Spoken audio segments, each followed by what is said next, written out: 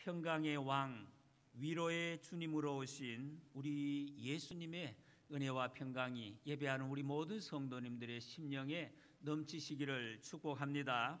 우리는 세상의 구주, 평강의 왕, 인생의 위로자로 오신 예수님, 그 예수님이기 때문에 이 시간 오늘 그분의 탄생의 날을 모여서 기뻐하고 찬양하고 또 경배하고 있습니다.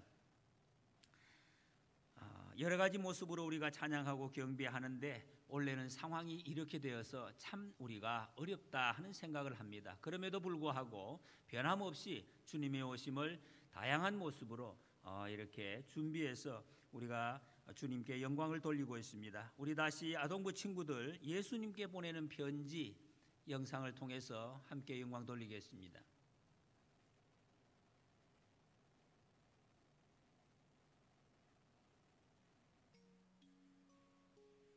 사랑하고 보고 싶은 예수님, 저 열아이예요. 아시죠? 제가 오늘 예수님께 편지를 쓴 이유는 오늘이 성탄절 예수님의 생신날이어서 감사도 드리고 축하도 해드리려고요. 사실 저는 얼마 전까지만 해도 성탄절 때문에 마음이 안 좋았어요. 제가 글솜씨가 부족하기도 하고 앞에 나와 무언가를 한다는 것이 조금 부담스러웠거든요. 하지만 하느님이 그때 딱 선물처럼 제2 성탄절 예배 시간에 무언가 하면 어떨까 하는 생각과 용기를 주셨잖아요. 그래서 진심으로 감사드려요. 그 다음으로 제가 성탄절의 뜻을 다른 사람들에게 알려주려고요. 성탄절은 단지 선물을 받고 노는 날이 아닌 죄인의 우리를 구원하시려고 하나뿐인 독생자 예수님을 하나님께서 보내주신 날이라는 것을요. 사실 저도 크리스마스가 되면 산타 할아버지의 선물을 기다리던 철없는 아이였답니다. 하지만 하나님의 자녀로서 잘못을 깨닫고 회개 기도를 했어요. 용서해 주세요. 그리고 성경 말씀을 통해 제대로 알려주셔서 감사해요. 이제 곧 오실 거라는 기대를 하면서 예수님을 기다리고 있어요. 예수님 보고 싶어요. 예수님 사랑해요. 그리고 생신 축하드려요. 저랑 어디. 예수님 안녕하세요. 저는 동대천 교회를 다니는 남순정이라고 합니다. 이제 곧 있으면 예수님 생신이에요. 매년 하는 성탄절이지만 올해 성탄절은 더 특별하게 예수님을 축하해드리려고 편지를 씁니다. 예수님 계시는 곳에도 코로나가 있나요? 여기 너무 많은 코로나 환자가 생겨서 선생님과 친구들을 못 만날 때도 많아요. 어서 빨리 오셔서 코로나 바이러스를 없애주셨으면 좋겠어요. 예수님도 꼭 마스크 쓰고 다니세요. 항상 건강하시고 예수님 생신을 다시 한번 축하드립니다. 동대천 교회에서 남순정 올림. 네, 감사합니다. 우리 아동부 친구들이 예수님 사랑하는 마음, 기다리는 마음으로 편지를 이렇게 적어서 읽었습니다. 예수님 계시는 곳에는 코로나가 없는지 조심하세요. 예수님도 마스크 쓰고 다니세요. 하는 이 편지, 예수님께서 그 진정한 마음을 받으시고 기뻐하신 줄 믿습니다. 지금까지 이런 성탄절이 없었던 것 같습니다. 제가 어릴 적에 성탄절 계절이 되면은 거의 한 달 전쯤부터 가슴이 정말 쿵쾅쿵쾅 뛰었습니다. 왠지 모르게 왜 그렇게 가슴이 뛰는지, 그렇게 성탄절이 되면은 그 계절 자체가 온 세상이 뭔가 이 다른 분위기로 가득 차 있는 그런 느낌을 받고 그냥 교회로 달려가서 무언가를 해야 되겠다는, 성탄절을 위해서 내가 무엇을 할까 그러면서 굉장히 분주했던 것 같습니다. 산에 가서, 지금은 그 금지되어 있지만 어릴 때만 해도 산에 가서 직접 성탄트리 나무를 골라서 괭이로 그 나무를 뽑아와서 이 대야에다가 담아서 심고 그리고 거기다가 은박지를 오려서 갖다 뿌리고 별을 만들어서 걸고 했던 그런 기억들이 있습니다. 무엇보다 성극을 연습을 하면서 열심히 연습을 했습니다. 참 세상에 그렇게 어린 시절에 세상에 이 전문적인 연극을 그렇게 연습할 기회가 세상에 어디에 있겠습니까? 교회에서 모여서 의상, 용품 이런 것을 다 흥겁조가리 또 모아서 어른들 옷을 빌려서 의상을 만들고 선생님 집에서 모여서 고구마도 삶아 먹으면서 그렇게 연습을 했던 기억이 있습니다. 그러다가 배역에 또 마음이 들지 않아서 삐쳐가지고 집에 간 그런 친구들도 있었습니다. 그래서 더 기억에 남고 그 추억이 오랫동안 간직되는 그런 성탄절이었던 것 같습니다. 그런데 오늘 2020년도 이 성탄절은 우리가 모이지도 못하고 시끄럽게 모여서도 준비하지도 못하는 그런 전혀 다른 분위기에서 이 성탄절을 우리가 맞고 있습니다. 지금도 각자의 자리에서 예수님 오신 날을 예배하고 이렇게 축하하고 있습니다. 어떻게 할까? 어떻게 이렇게 됐을까? 이런 생각도 하면서 또 한편으로는 예수님 제일 처음에 이 세상에 오셨을 때의 그 모습이 또 한편 이런 모습이 아니었겠나라고 생각을 해봅니다. 많은 사람들이 모인 적도 없습니다. 예수님 탄생 소식을 듣고 믿었던 극소수의 사람들, 몇 사람들만 아기 예수님을 찾아와서 경배하고 찬양했던 그 모습이 바로 처음 예수님 탄생하셨을 때의 모습이었습니다. 그렇게 보면 지금 우리는 첫번 성탄 때의 분위기를 내고 있는지도 모르겠습니다. 지금 있는 우리 자리에서 예수님을 경배하는 이 찬송을 우리 주님께서 기쁘게 받으시는 줄 믿습니다.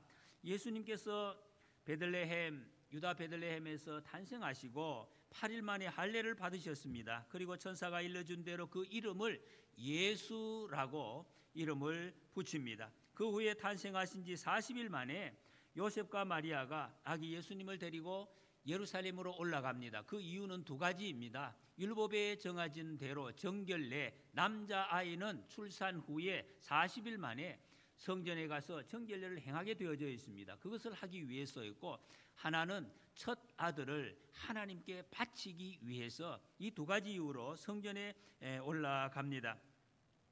요셉과 마리아가 예수님 데리고 성전에 들어갔을 때에 거기서 시므온이라는 사람을, 아주 나이 많은 노인을 만나게 됩니다.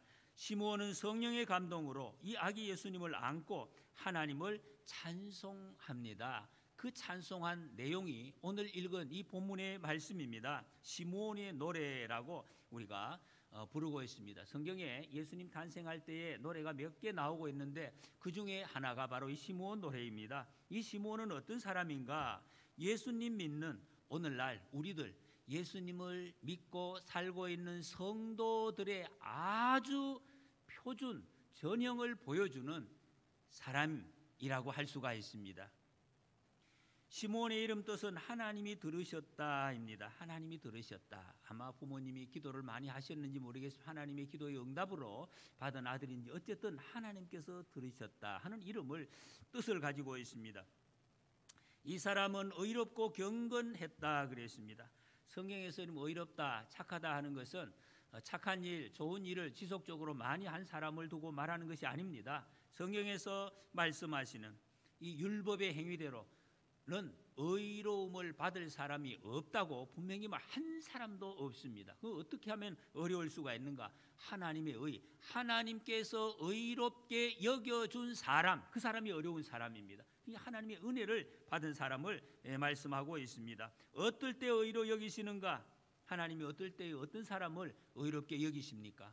하나님 앞에 겸손한 사람, 내가 죄인인 줄 알고 내 죄를 고백하고 하나님 앞에 겸손하게 엎드리는 사람, 그런 사람을 하나님은 의롭다 칭해 주십니다.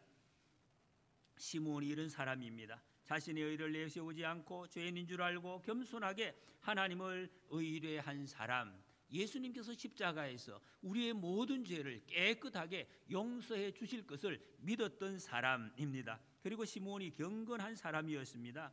하나님 앞에 의롭다함을 받은 사람은 이렇게 살게 되어져 있습니다. 이 의로움과 경건은 바로 이어지는 것입니다. 나는 본래 악한 죄인인데 어떻게 내가 이거 너무 피곤하니까 그렇게 살 수 있겠어? 그냥 실수하면서 대충 살지, 그렇게 살지 않는다는 것이. 아무리 넘어져도, 아무리 실패해도 자기 고집대로, 자기 생각대로 그냥 포기하고 살지 않는 사람, 잘 안 되어도 끝까지 자꾸 하나님 기뻐하시는 길을 걸어가는 삶, 그것이 거룩한 삶입니다. 경건한 삶이라는 것입니다. 이런 삶을 살아온 사람이 시므온입니다. 두 번째, 시므온은 이스라엘의 위로를 기다리는 사람이었습니다. 당시에 이스라엘은 로마의 지배를 받고 있었습니다. 유대의 왕도 이 헤롯이라는 사람, 유대인이 아니었습니다. 이두메의 사람이 이방인이었습니다. 그래서 경건한 사람들은 하나님의 약속하신 메시아가 속히 와서 아브라함을 통해서 약속해 주신 아브라함의 축복, 다윗의 그 약속, 그리고 새 언약이 완전히 성취될 그때를 계속해서 기다리고 있었습니다. 그때가 되면 완전한 위로가 임하게 되기 때문입니다. 사람 사이에 눈치 보고 불안하고 하루하루가 일어나기가 무섭고 잠들기가 힘든 그런 세상이 아니라 이 온 이스라엘에 진정한 위로가 있을 것이다 하는 것을 믿었다는 것입니다. 온 나라가 위로를 받는 것을 기다렸습니다. 여러분, 코로나19가 우리나라에서 싹 사라지면 우리 온 나라가 위로를 받을 것입니다. 아하, 잘 됐다, 이렇게 위로를 받을 것입니다. 우리도 시므온처럼 주님이 오셔서 이루실 그날을 간절히 매일 기다리면서 기도하는 정말 반가운 성도, 주님이 보시기에 참 반가운 성도가 되시기를 축복합니다. 세 번째, 성령님이 시므온 위에 계셨습니다. 시므온이 의롭고 경건하고 이스라엘의 위로를 기다릴 수 있었던 것, 그것은 성령님께서 시므온과 함께 계셨기 때문입니다.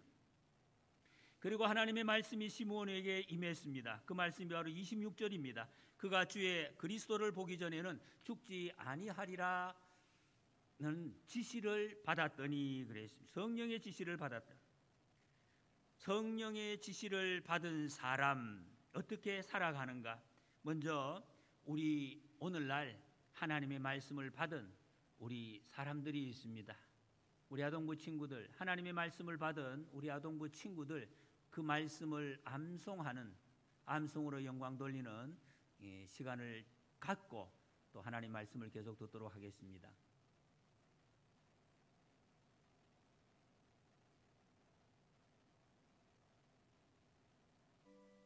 그 지역의 목자들이 밤에 밖에서 자기 양떼를 지키더니 주의 사자가 곁에 서고 주의 영광이 그들을 두루 비추면 크게 무서워하는지라. 누가복음 제2장 9절 말씀. 아멘. 천사가 이르되 무서워하지 말라. 보라, 내가 온 백성에게 미칠 큰 기쁨의 좋은 소식을 너희에게 전하노라.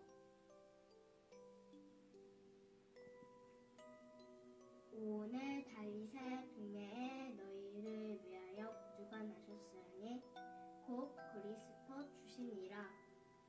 네가 가서 강보에 쌓여 구유에 뉘어 있는 아기를 보리니 이것이 너희에게 표적이니라 하더니 훈련이 수막은 천군이 그 천사들과 함께 하나님을 찬송하여 이르되 지극히 높은 곳에서는 하나님께 영광이요 땅에서는 하나님이 기뻐하시는 사람들 중에 평화로다 하니라. 아멘.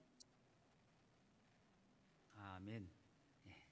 하나님의 말씀을 어릴 때부터 사랑하고 암송한 이 친구들, 늘 평생 성령이 충만하여서 하나님의 인도하심을 받고 또 하나님의 예배하신 때에 하나님의 위대한 역사에 쓰임받는 우리 아동부 친구들 다음 세대가 되시기를 축복합니다.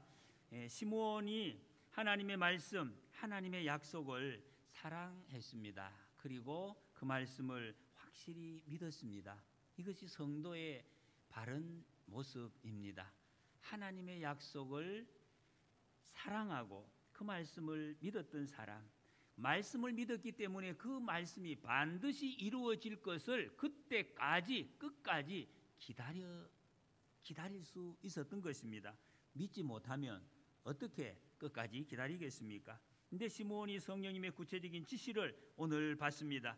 늘 성령 충만한 삶을 살 때 하나님께서는 구체적인 삶을 인도하십니다.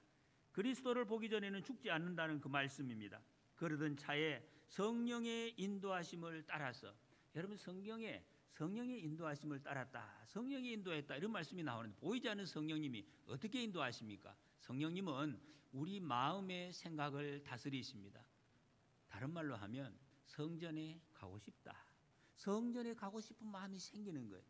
여러분 오늘도 예배당에 예배드리고 싶다, 그 마음 성령님이 주시는 마음, 그럴 때는 그 성령님의 음성을 따라가는 것입니다. 그러면 거기에 하나님의 역사가 예비되어 있고 하나님이 우리를 이끌어 주시는, 성전에 들어갔습니다. 그때 마침 요셉과 마리아가 아기 예수님을 데리고 그곳으로 왔습니다. 시므온과 요셉과 마리아는 만난 적이 없습니다. 얼굴도 모릅니다.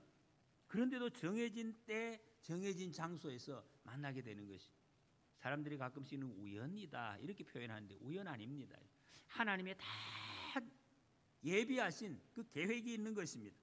성령의 지시를 따르면 사람의 만남도 이렇게 이루어지는 것입니다. 여러분 우리 인생에 살아오실 때, 앞으로 살아갈 때 이거 다 성령님이 사람을 만나게 하십니다. 타이밍이 있습니다.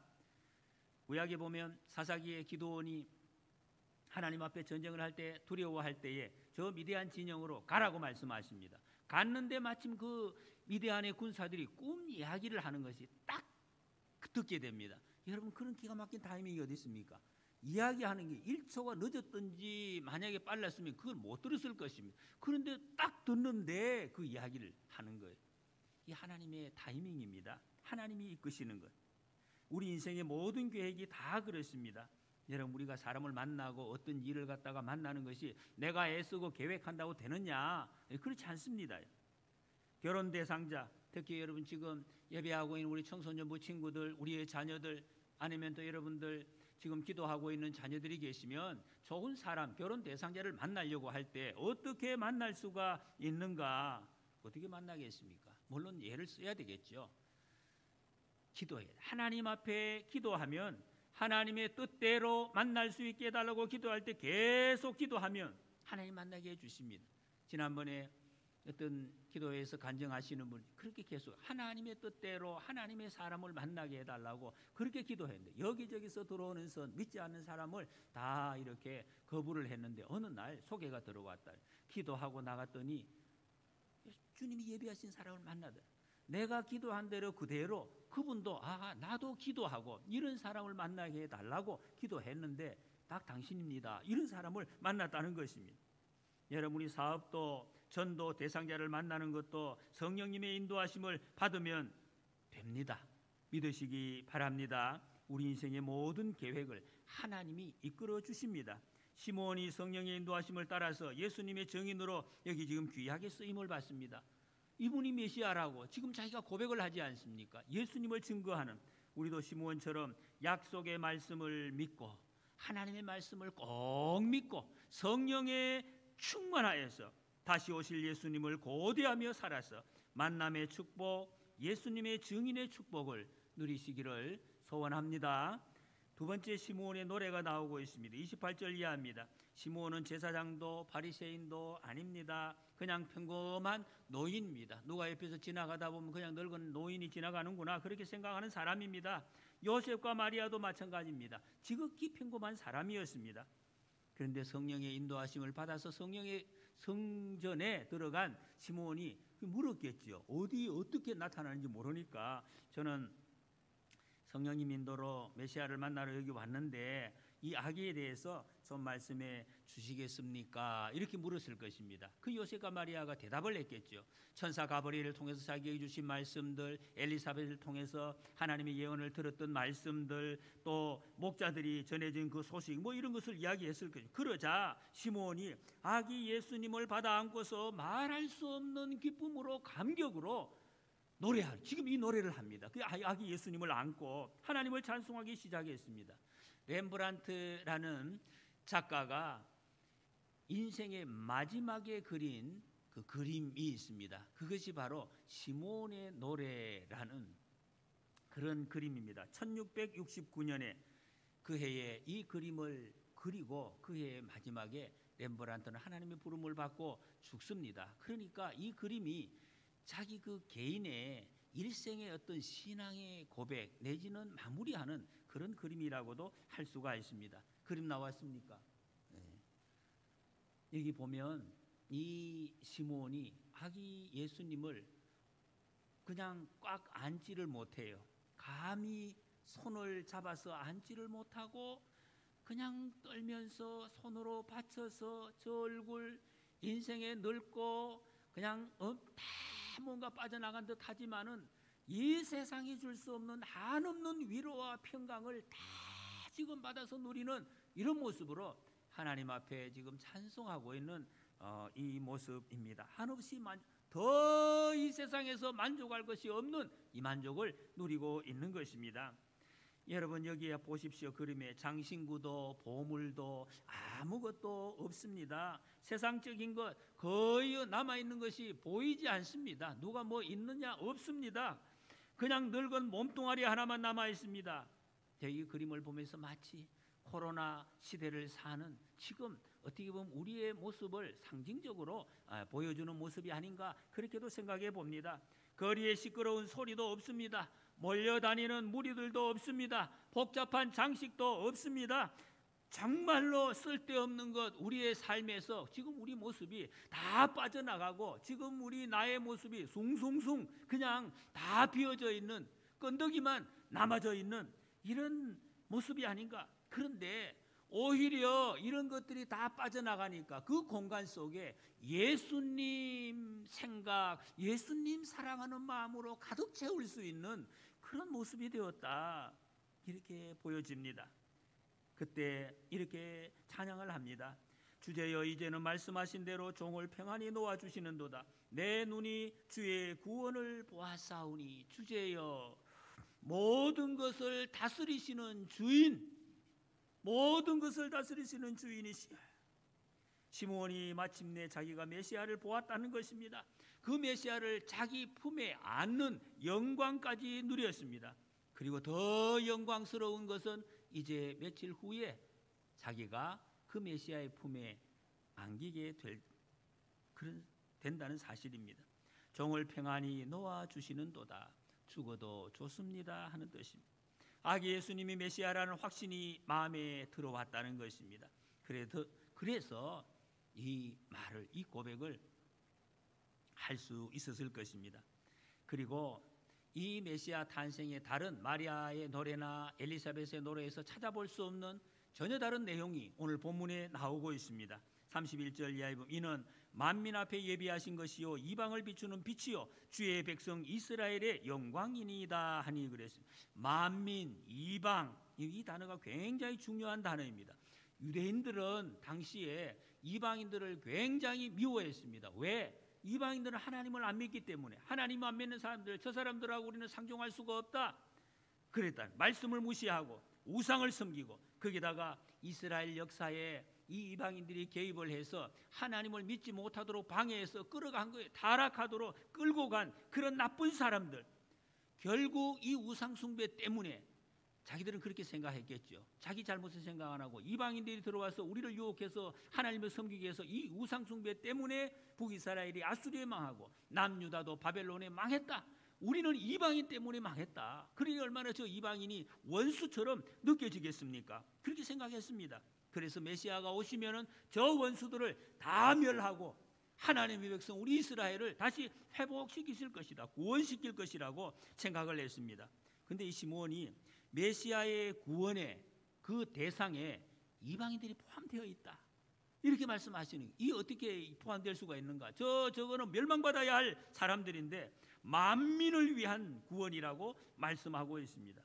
여러분 이 말씀은 이미 구약의 이사야 선지자를 통해서도 이미 선포된 말씀입니다. 이사야 9장에 보면 흑암에 행하던 백성이 큰 빛을 보고 그래. 여기 흑암, 어두움은 이방을 지칭하고 있습니다. 빛을 보지 못한 그 이방 땅.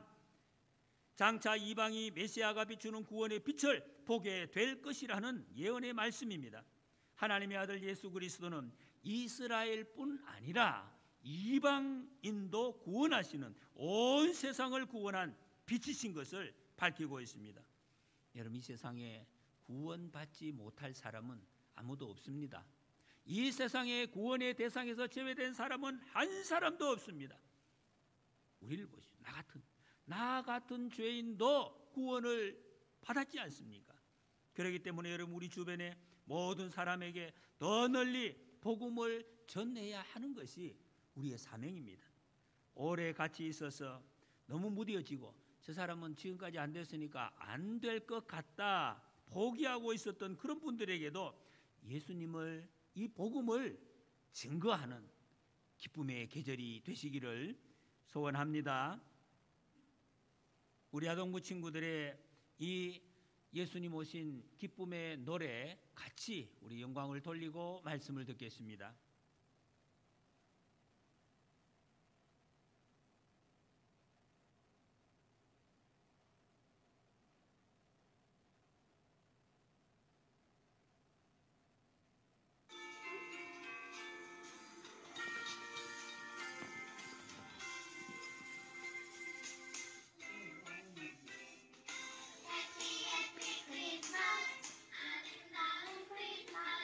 아기의 주님이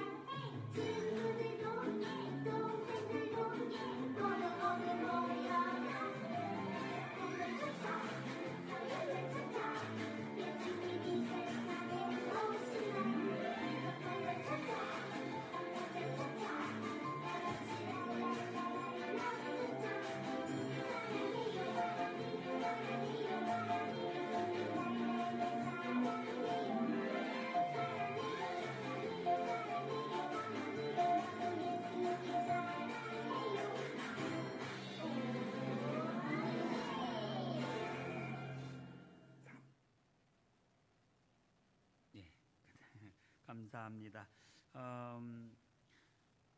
우리 아동부 친구들의 온몸으로 드리는 찬송, 정말 이 찬송 해피 크리스마스, 또 즐거운 크리스마스, 시련과 역경 속에서도 세상에 빛이신 예수님께서 진리와 정의와 사랑의 나라를 이루시고 또 고통으로 신음하는 세상을 위로하실 것이기 때문에 해피 크리스마스. 할머니도 할아버지도 오신 예수님을 우리는 사랑합니다. 이 찬송을 드릴 수 있는 줄로 믿습니다.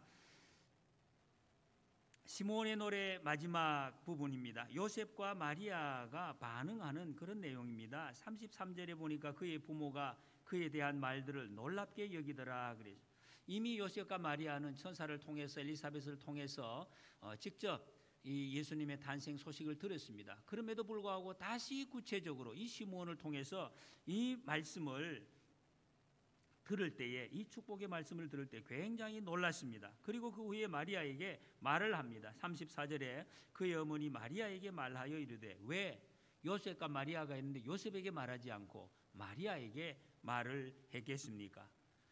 성령의 감동으로 시므온은 요셉이 일찍 죽을 것이라는 것을 내다보았기 때문입니다. 대부분의 학자들이 요셉은 이 예수님 유년 시절, 예수님께서 12살 때 예루살렘 성전 올라가셨다 오실 때 그때 이후는 성경에 나타나지를 않습니다.